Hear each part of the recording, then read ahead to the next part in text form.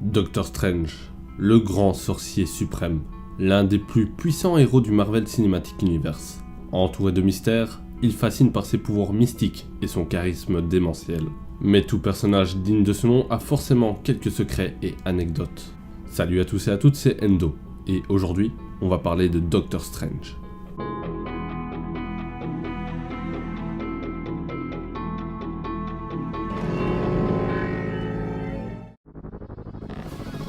Sortilège nocturne. Si vous n'êtes pas familier des héros Marvel à travers les comics, certains faits sur Doctor Strange pourront vous étonner et vous intéresser, car ceux-ci peuvent nous mettre sur la piste des futurs dangers qui guetteront notre sorcier dans les futurs films.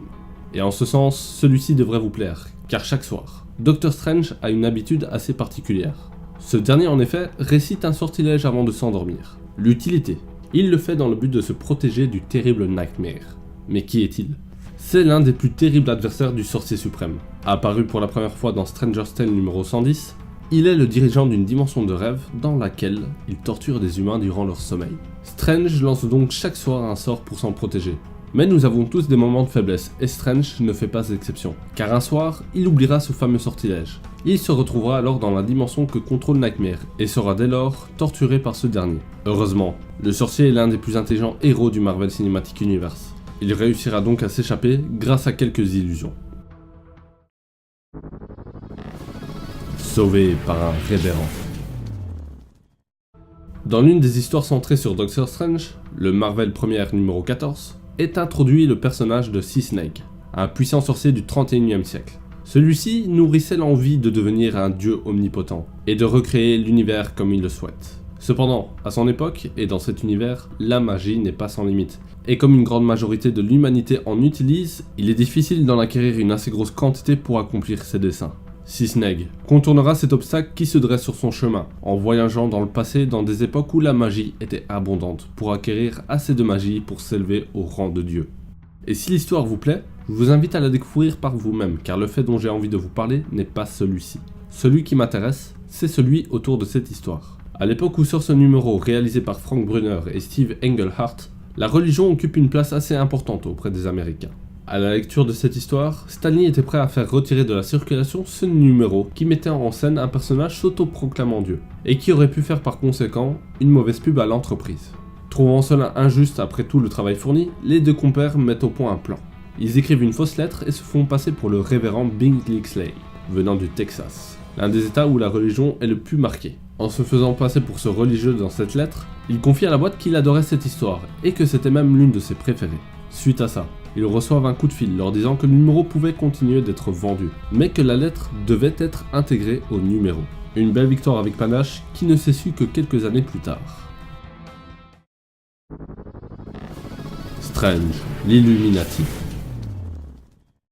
Si vous avez vu ma vidéo sur le Gant de l'Infini, vous savez de quoi je parle. Si ce n'est pas le cas, je vous invite tout de même à aller la voir. Vous serez surpris d'apprendre certaines choses, mais revenons à nos moutons. Dans le New Avengers numéro 7 sorti en juillet 2005, imaginé par Michael Bendis et né sous le crayon de Steve McNiven, un groupe est créé, les Illuminati. Une association secrète de super-héros dirigée par les plus puissants, intelligents et influents héros et qui ont pour but de protéger la Terre. Dans ce groupe, on peut donc y compter naturellement Doctor Strange, représentant les forces mystiques, mais également Iron Man, représentant les Avengers, Mr. Fantastic, Black Bolt, Namor, le maître des océans, et enfin, le professeur Xavier, représentant les mutants. Black Panther était également désigné pour rejoindre ce groupe d'élite, mais il refusera de l'intégrer. Ce groupe est donc extrêmement puissant, au vu des capacités de force et d'intelligence dont font preuve ses membres. Pour que vous puissiez imaginer à quel point, sachez qu'entre leurs mains, ils étaient en possession du Gant de l'Infini et des 6 pierres d'infinité.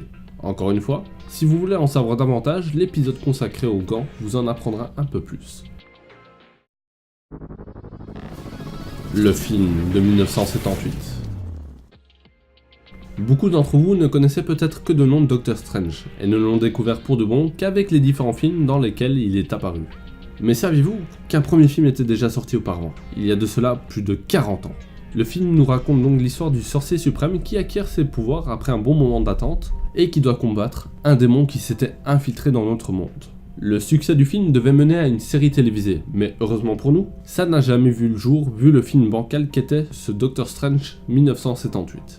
Car si ce film, qui a été produit par Universal, avait cartonné, on pourrait imaginer que Doctor Strange aurait pu être absent du MCU, ou du moins son absence aurait été retardée, comme Spider-Man. On aurait donc eu le droit à d'autres films Avengers, très différents de ce qu'on en connaît aujourd'hui. Et entre vous et moi, Doctor Strange est de loin l'un de mes héros préférés. Ça m'aurait donc un petit peu dégoûté de ne pas le voir enfin intégrer la place importante qu'il a aujourd'hui et qu'il mérite. Dormammu Love.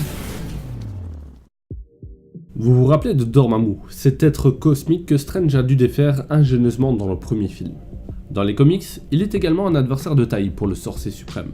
Mais pas que, puisqu'il est également l'oncle de Clea, la princesse de The Dark Dimension.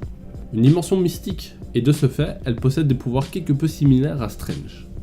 Ce dernier a par conséquent un petit faible pour elle, ce qui est assez comique vu le lien de parenté entre Dormammu et Clea, et les liens qu'entretiennent l'entité cosmique et Strange.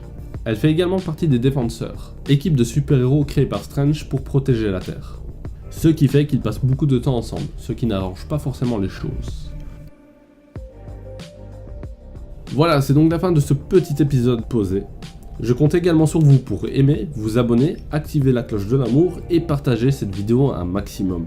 C'est le meilleur moyen pour récompenser le travail fourni, et on va pas se le cacher, c'est d'autant plus motivant pour moi. Comme ça, j'envisagerai de faire de prochains épisodes centrés sur d'autres héros, tels que Spider-Man par exemple. Voilà, portez-vous bien jusqu'au prochain épisode, c'était Endo, ciao.